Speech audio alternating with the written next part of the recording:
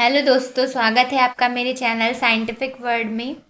हमने पिछले वीडियो में क्लास 9th के the fundamental unit of life cell में डिस्कवरी ऑफ सेल और सेल के स्ट्रक्चर के बारे में पढ़ा है। अब हम सेल ऑर्गेनल्स के बारे में पढ़ते जाएंगे वन बाय वन। तो सबसे पहले प्लाज्मा मेम्ब्रेन और सेल मेम्ब्रेन। प्लाज्मा मेम्ब्रेन को ही सेल मेम्ब्रेन कहा जाता है। It is the outer most covering of cell that separate the content of cell from its external environment. ये सेल की आउटर मोस्ट कवरिंग होती है जो सेल को एक्सटर्नल इन्वायरमेंट से अलग रखती है, यानी एक बैरियर की तरह काम करती है। द प्लाज्मा मेम्ब्रेन अलाउज और permit the entry and exit of some material in and out of cell. It also prevent movement of some material, therefore called selectively permeable membrane. Plasma membrane को आप एक gate keeper की तरह समझ सकते हैं जो बिल्डिंग के बाहर बैठा रहता है और लोगों की एंट्री और एग्जिट पर ध्यान रखता है। उसी तरह प्लाज्मा मेम्ब्रेन एक लेयर है जो सेल में न्यूट्रिएंट्स की, मॉलिक्यूल्स, वाटर मॉलिक्यूल्स की, किसी भी अदर मॉलिक्यूल्स की एंट्री और एग्जिट पर ध्यान रखता है और उन्हीं चीज़ों को सेल के अंदर जाने देता है जो सेल के लिए ज़रूरी होते हैं और उन्हीं चीज़ों की एग्जिट करता है जो सेल के लिए वेस्ट प्रोडक्ट होते हैं। तो इसीलिए सेलेक्टिवली परमिएबल मेम्ब्रेन भी इसे कहा जाता है। ठीक है। और प्लाज्मा मेम्ब्रेन में एंट्री और एग्जिट जिस प्रोसेस से होता है उसको बोलते हैं डिफ्यूज़न या ऑस्मोसिस। ये दोनों एक ही तरह के प्रोसेस होते हैं, बस इसमें थोड़ा सा डिफरेंस होता है। तो हम जान लेते हैं कि डिफ्यूज़न और ऑस्मोसिस आखिर होता क्या है। Diffusion is the movement of molecule from an area of higher concentration to an area of lower concentration. Molecules का मूवमेंट, चाहे वो गैसियस मॉलिक्यूल हो या लिक्विड के मॉलिक्यूल हो, उनका मूवमेंट हायर कंसंट्रेशन से, यानी जहाँ पर इसकी मात्रा ज़्यादा है वहाँ से कम मात्रा की ओर मूवमेंट ही डिफ्यूज़न कहलाता है। डिफ्यूज़न का एक एग्जांपल आप समझ सकते हैं, जब आप रूम में परफ्यूम स्प्रे करते हैं तो वो आप एक कोने में रूम स्प्रे डालते हैं और वो धीरे धीरे करके पूरे रूम में फैल जाती है। तो वहाँ पर एक जगह पे जहाँ पे स्प्रे की थी वहाँ उसका कंसंट्रेशन हायर था और बाकी रूम में कंसंट्रेशन कम था, तो मूवमेंट कहाँ हायर कंसंट्रेशन से लोअर कंसंट्रेशन, यानी पूरे रूम में फैल जाती है धीरे धीरे। तो ये डिफ्यूजन का एग्जाम्पल है। ठीक है। अगला है हमारा osmosis. Osmosis is specifically the diffusion of water molecule across a semi permeable membrane from a region of higher concentration to region of lower concentration.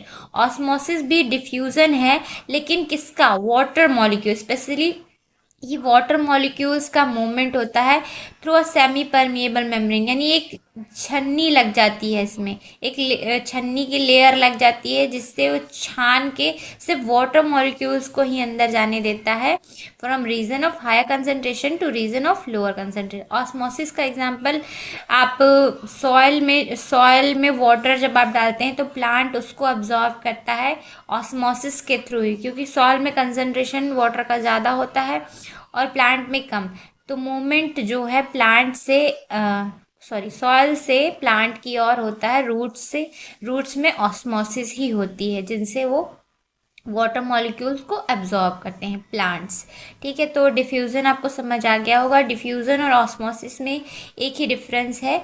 Diffusion जो है उसमें कोई मेम्ब्रेन इन्वॉल्व नहीं होती है, लेकिन ऑस्मोसिस में एक सेमी परमिएबल मेम्ब्रेन होती है जिसके थ्रू मूवमेंट होता है। Some substance like carbon dioxide and oxygen can move across the cell membrane by diffusion. Oxygen gases का मूवमेंट, जो प्लांट्स में गैसेस का मूवमेंट होता है वो डिफ्यूजन के थ्रू होता है। ठीक है। जब एनवायरनमेंट में ऑक्सीजन ज़्यादा प्रेजेंट है और लीव्स या प्लांट सेल में कम मात्रा में ऑक्सीजन है, तो मूवमेंट कहाँ से होगा? हायर कंसंट्रेशन से लोअर में, यानी सेल की तरफ होगा, ऑक्सीजन आ जाएगी। फिर कार्बन डाइऑक्साइड, मान लीजिए सेल में उसकी मात्रा ज़्यादा हो गई है और बाहर के एनवायरनमेंट में मात्रा वैसे भी कार्बन डाइऑक्साइड की कम होती है, तो मूवमेंट कहाँ हो जाएगा? जो है वो प्लांट सेल से बाहर की ओर हो जाएगा। ठीक है।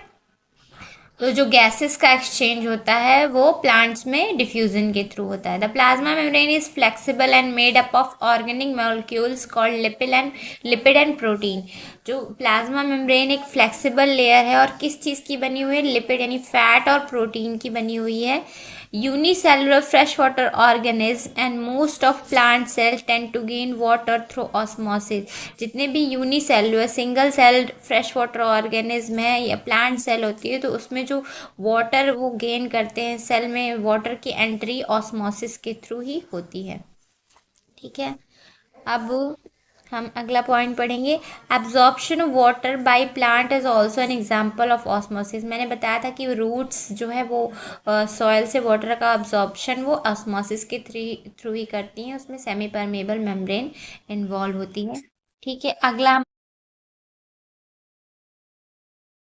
तो हमारा अगला टॉपिक है न्यूक्लियस, जिसको हम समझने के लिए कुछ इम्पॉर्टेंट टर्म्स जैसे जीन, डीएनए और क्रोमोसोम को समझेंगे।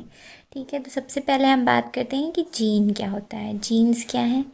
A gene is the basic physical and functional unit of heredity composed of specific DNA sequences located on chromosomes. Genes part of DNA, DNA के segments होते हैं जिन पर जो कि फिजिकल हैं, यानी कि जिनको हम देख सकते हैं प्रॉपर, ऐसे कोई इमेजिनरी चीज़ नहीं है।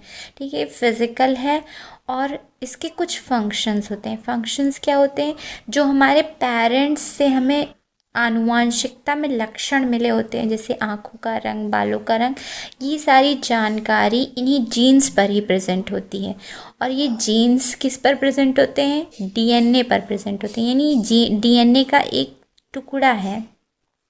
ठीक है, और फिर वो डीएनए जो है, डीएनए एक थ्रेड है जिस पर जीन्स प्रेजेंट होते हैं और वो लोकेटेड होता है क्रोमोसोम पर। डीएनए कहाँ लोकेटेड होता है? क्रोमोसोम पर लोकेटेड होता है। क्रोमोसोम एक डीएनए का ही प्रॉपर अरेंजमेंट है, तो उसे क्रोमोसोम बोलेंगे। ठीक है, gene act as instructor to produce molecules primarily protein which determine an organism trait and cellular function. Gene एक इंस्ट्रक्टर के फॉर्म में काम करता है, यानी जीन पर ऐसे इंस्ट्रक्शन प्रेजेंट होते हैं जो ऐसे मॉलिक्यूल्स, स्पेशली जो ऐसे प्रोटीन बनाते हैं जिनका काम क्या होता है, जो हमारे शरीर के जो ट्रेट्स होते हैं या हमारे शरीर के लक्षण होते हैं और हमारे सेल कैसे परफॉर्म करेंगे, सेल्स कैसे बनेंगे, जैसे कि आँखें हमारी कैसी होंगी, उसमें किस तरह की सेल्स होंगी, उनका रंग कैसा होगा, किस सेल का क्या काम होगा, ये सारी जानकारी इन्हीं जीन्स पर ही होती है। तो जीन्स आप कह सकते हैं कि एक इंस्ट्रक्टर है कि किस तरह से कौन सा अंग कार्य करेगा और उसका कार्य क्या होगा और उसका रंग क्या होगा, उसमें किस तरह की कोशिकाएं होंगी, सेल्स होंगी, ये सारी जानकारी जीन्स पर ही प्रेजेंट होती है। Humans have approximately 20,000 to 25,000 protein coding which with 2 copies inherited from parents. हर एक ह्यूमन बीइंग में 20 से 25,000 प्रोटीन के कोड्स होते हैं जो कि क्या करते हैं, जो पेरेंट्स से हम इनहेरिट करते हैं, यानी पेरेंट्स से मिलते हैं वो जीन्स। हमें 20 से 25,000 कोडिंग होती हैं। जीन्स हमें कहाँ से मिलते हैं? जीन्स हमें पेरेंट्स से ही मिलते हैं। वो कैरेक्टर्स, वो सारे रंग, कोशिकाओं का बनना, ये सारी जानकारी हमें पेरेंट्स से ही मिलती है, क्योंकि 2 पेरेंट्स मिलकर ही जो है वो ऑफस्प्रिंग का या बच्चों का निर्माण करते हैं। और हमेशा एक जीन की 2 कॉपीज़ इनहेरिट होती हैं, एक मदर से एक फादर। जैसे आँखों का रंग है, तो आँखों का रंग हमेशा माँ से भी आता है और पिता से भी आता है। तो हमेशा वो जो जीन्स होते हैं, जीन के कोड होते हैं, वो हमेशा कॉपीज़ में ही आते हैं। जैसे कंप्यूटर प्रोग्राम में कोड बना दिया, उसी जैसा एक और कोड जो है वो बच्चे में एक नए प्रोग्राम में ट्रांसफ़र कर दिया जाए। ठीक है, उसको हम बोल सकते हैं कि वो जीन है। ठीक है, gene is a segment of DNA that help in protein formation. Gene जो है वो डीएनए का एक हिस्सा होता है जिसमें इंफॉर्मेशन होती है प्रोटीन के फॉर्मेशन। अलग अलग तरह के प्रोटीन को फॉर्म करने की जानकारी जीन पर प्रेजेंट होती है। जीन को आप ऐसे समझ सकते हैं, जीन जैसे कि कंप्यूटर प्रोग्राम बनाए जाते हैं, तो आप कंप्यूटर प्रोग्राम को समझ लीजिए कि वो ह्यूमन बीइंग है, ठीक है। और उस प्रोग्राम को चलाने के लिए कोड्स तैयार किए जाते हैं, जिसमें प्रोग्राम को रन करने की जानकारी होती है। वो कोड्स को आप जीन से कंपेयर कर सकते हैं। वो कोड क्या है? वो जीन है, जिनसे उस प्रोग्राम को रन कराना है। प्रोग्राम कैसे काम करेगा, प्रोग्राम का काम क्या होगा, ठीक है। तो जैसे ह्यूमन बीइंग की जो कोड्स होते हैं कि ह्यूमन बीइंग कैसा डिज़ाइन होगा, किस रंग की उसकी आँखें होंगी, किस रंग के बाल होंगे, कैसी कोशिकाएं होंगी, कौन सी कोशिकाओं का क्या काम होगा, कौन सी सेल का क्या काम है, ये सारी जानकारी जीन्स पर ही प्रेजेंट होती है। आई होप आप समझ गए होंगे कि को रन कराने के लिए उसमें अलग अलग तरह के कोड्स डाले जाते हैं और उन कोड्स का अलग अलग फंक्शन होता है। वैसे ही जीन को आप कोड से कंपेयर कीजिए कि जीन एक फॉर्म ऑफ कोड है जो कि प्रोटीन के बने होते हैं। प्रोटीन कोड्स हैं और जो कि क्या करते हैं, हमारी बॉडी के अलग अलग फंक्शन, अलग अलग सेल्स को बनाते हैं, अलग अलग ट्रेट्स डिसाइड करते हैं कि हमारे अंदर कौन से लक्षण हमारे माता पिता के आएंगे, ठीक है। डीएनए को जानने की कोशिश करते हैं। डीएनए क्या है?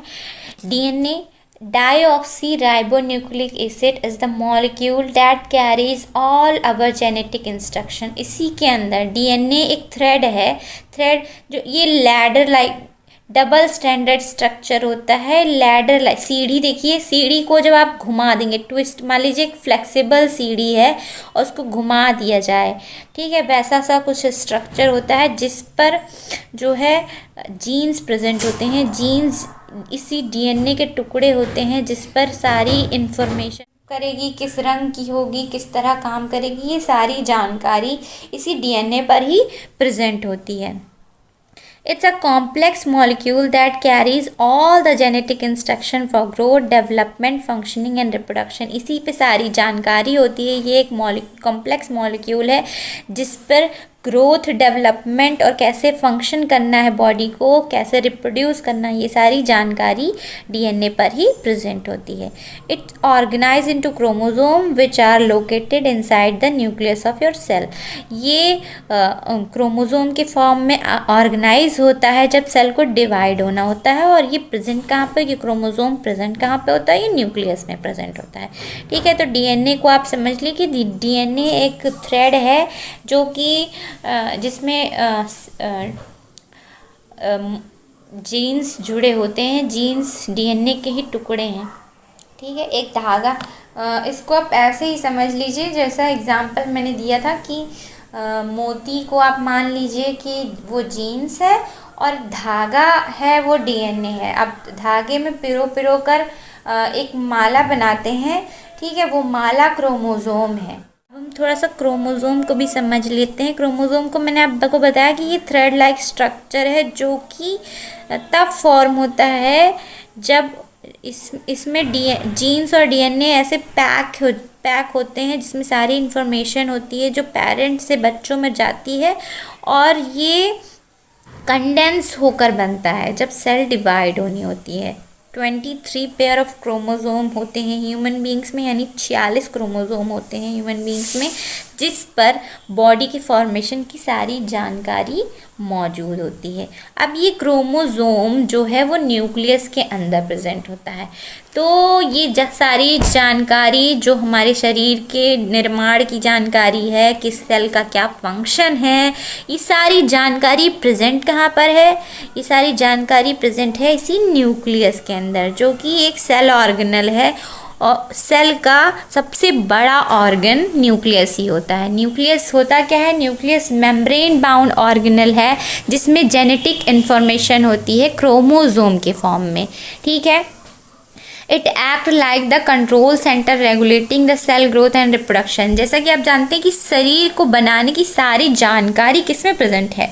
क्रोमोसोम पे प्रेजेंट है। और क्रोमोसोम किसके अंदर प्रेजेंट है? न्यूक्लियस के अंदर प्रेजेंट है। तो एक तरीके से ये ब्रेन ऑफ द सेल है। यानी कि सारे फंक्शंस जो होंगे, सेल सारे फंक्शंस परफॉर्म करेगा, वो सारी जानकारी, सेल कैसे ग्रोथ करेंगे, कैसे रिप्रोड्यूस करेंगे, वो सारी जानकारी इसी कंट्रोल सेंटर के पास होती है, न्यूक्लियस के पास होती है। It also direct essential function like protein synthesis and cell division. जैसा कि मैंने बताया था कि जीन्स जो है उसके पास कोड होते हैं स्पेशल मॉलिक्यूल्स बनाने के, जिसको बोलते हैं प्रोटीन। तो प्रोटीन के फॉर्मेशन की, यानी प्रोटीन कैसे फॉर्म होंगे, कौन से प्रोटीन फॉर्म होंगे, ये सारी जानकारी, सेल कैसे डिवाइड होंगे, ये सारे फंक्शन भी न्यूक्लियस ही परफॉर्म करता है, क्योंकि न्यूक्लियस के अंदर ही सारी जानकारी है ना। It encloses by a double membrane called nuclear envelope, which has pores that allows transport between the nucleus and cytoplasm. Nucleus जो है न्यूक्लियर मेम्ब्रेन से कवर्ड होता है और वो बीच बीच में टूटी हुई होती है, यानी पोर्स होते हैं उनमें, ताकि ट्रांसपोर्ट ऑफ मटेरियल हो सके न्यूक्लियस और साइटोप्लाज्म। साइटोप्लाज्म क्या होता है? फ्लूइड प्रेजेंट होता है सेल में, उसको साइटोप्लाज्म बोलते हैं। और सेल में ही न्यूक्लियस प्रेजेंट होता है, तो साइटोप्लाज्म और न्यूक्लियस के बीच में एक्सचेंज ऑफ मटेरियल इन्हीं पोर्स के थ्रू पॉसिबल होता है। The nucleus contain chromosome which are visible as rod-shaped structure only when the cell is about to divide। मैंने बताया था कि न्यूक्लियस में क्रोमोसोम प्रेजेंट होते हैं जो कि थ्रेड के फॉर्म में पड़े रहते हैं, क्रोमेटिन मटेरियल के फॉर्म में पड़े रहता है, थ्रेड के फॉर्म में पड़ा रहता है। जब सेल को डिवाइड होना होता है तभी वो कंडेंस होकर रॉड शेप स्ट्रक्चर बना लेते हैं। उसी रॉड शेप स्ट्रक्चर को क्रोमोसोम बोलते हैं। क्रोमोसोम पर ही सारी जानकारी होती है। Chromosome contains information for inheritance of character from parents to next generation in the form of DNA deoxyribonucleic acid molecules. मैंने बताया था कि क्रोमोसोम पर DNA प्रेजेंट होती है, जिसके अंदर सारी इन्फॉर्मेशन होती है जो कि हमारे पेरेंट्स से मिली होती है, हमें मदर फादर से मिली होती है, और वही जो है अगली सेल में, यानी कि जो अगले ऑर्गेनिज्म में पास ऑन होती है, नेक्स्ट जनरेशन में पास ऑन होती है कि हमारे बॉडी का फॉर्मेशन कैसा होगा। Chromosome are composed of DNA called gene. Chromosome जो है उसकी यूनिट क्या होती है? सबसे छोटी यूनिट क्या होती है? जीन। जीन DNA का सेगमेंट होता है, जीन से DNA बनता है, और DNA एक थ्रेड है जो कि कंडेंस होकर रॉड शेप स्ट्रक्चर बना लेता है, जिसको हम क्रोमोसोम बोलते हैं। In a cell which is not dividing, this DNA is present as a part of chromatin material। मैंने बताया था कि जब तक सेल डिवाइड नहीं होती है तो ये DNA थ्रेड के फॉर्म में पड़ा रहता है उसमें, जिसको हम क्रोमेटिन मटेरियल बोलते हैं। Chromatin material is visible as entangled mass of thread like structure whenever the cell is about to divide। the chromatin material get organized into chromosome। जब तक थ्रेड डिवाइड नहीं होती है, एक थ्रेड के फॉर्म में क्रोमेटिन मटेरियल विजिबल रहता है, और जब सेल डिवाइड होनी होती है, नई सेल का फॉर्मेशन करना होता है, तभी क्रोमेटिन मटेरियल ऑर्गेनाइज कर लेता है खुद को और क्रोमोसोम का फॉर्मेशन कर देता है। The nucleus plays a central role in cellular reproduction, the process by which a single cell divide and form two new cells। मैंने बताया सारी जो जानकारी होती है कि सेल डिवाइड कैसे होगा, ये सारी जानकारी न्यूक्लियस के पास ही होती है। तो न्यूक्लियस ही कंट्रोल सेंटर है कि सेल कैसे रिप्रोड्यूस करेगी, सेल कैसे डिवाइड करेगी, ये और कैसे एक पेरेंट सेल दो डॉटर सेल बनाएगी, ये सारी जानकारी, ये सारी जो रोल होता है ये न्यूक्लियस ही प्ले करता है। यानी सेल डिवीज़न का जो इम्पॉर्टेंट रोल है वो न्यूक्लियस ही प्ले करता है। Nucleus is basically the command center of the cell. In cellular reproduction, it contains the genetic material DNA, which is carefully copied and distributed during cell division to ensure the new cells get the correct instruction। इसको मैं इस तरह समझाना चाहूँगी कि जैसे brain हमें कौन सा काम कब करना है ये इन्फॉर्मेशन देता है, ठीक है। जैसे हमें प्यास लगी है तो हाइपोथैलेमस हमें प्यास का एक वो भावना देता है कि हमें प्यास लगी है, हमें फील होता है कि हमें प्यास लगी है, हमें पानी की ज़रूरत होती है, तब जो है हम पानी पीते हैं। उसी तरह न्यूक्लियस को भी पता होता है, nucleus brain of the cell है, उसको भी पता होता है कि कब सेल डिवीज़न की ज़रूरत है, कब सेल के जेनेटिक मटेरियल को कंडेंस करके उसको ट्रांसफ़र करना है। ये सारी इंफॉर्मेशन, ये सारे इंस्ट्रक्शन जो है वो न्यूक्लियस ही प्रदान करता है। Development: the nucleus directs the cell chemical activities by controlling which gene are expressed. Development के दौरान जो कोशिकाएं विकसित हो रही हैं उनका न्यूक्लियस उनकी केमिकल एक्टिविटीज को कंट्रोल करता है और ये भी तय करता है कि कौन से जीन्स सक्रिय होंगे और कौन सा जीन एक्सप्रेस करेगा अपने आप को। यानी ये सब चीज़ें न्यूक्लियस ही डिसाइड करता है जब सेल डिवाइड हो रही होती है कि सेल में कौन सी केमिकल एक्टिविटीज़ होंगी और कौन सा जीन खुद को एक्सप्रेस करेगा, कौन से कैरेक्टर्स एक्सप्रेस होंगे नेक्स्ट जनरेशन में। ये सारी जो चीज़ें होती हैं वो कंट्रोल करता है nucleus. This determines how the cell matures and what function it will perform, influenced by the environment around it. और ये जो है जीन्स का ये नियंत्रण ये भी निर्धारित करता है कि सेल किस तरह से मैच्योर होंगी और कैसे फंक्शन करेंगी। जैसे कि दिल की कोशिका कैसे मैच्योर होगी, दिमाग की कोशिका कैसे मैच्योर होगी और उनका काम क्या क्या काम होगा। और ये भी महत्वपूर्ण है कि ये जो पूरी प्रक्रिया होती है ये आसपास के वातावरण यानी इन्वायरमेंट से प्रभावित होता है जो कोशिकाओं के विकास को दिशा देता है। जैसे कि इन्वायरमेंट की क्या इन्फ्लुएंस होती है कि वो किस तरह के न्यूट्रिएंट्स उस सेल को मिल रहे हैं, किस तरह के हार्मोन्स उसके पास है।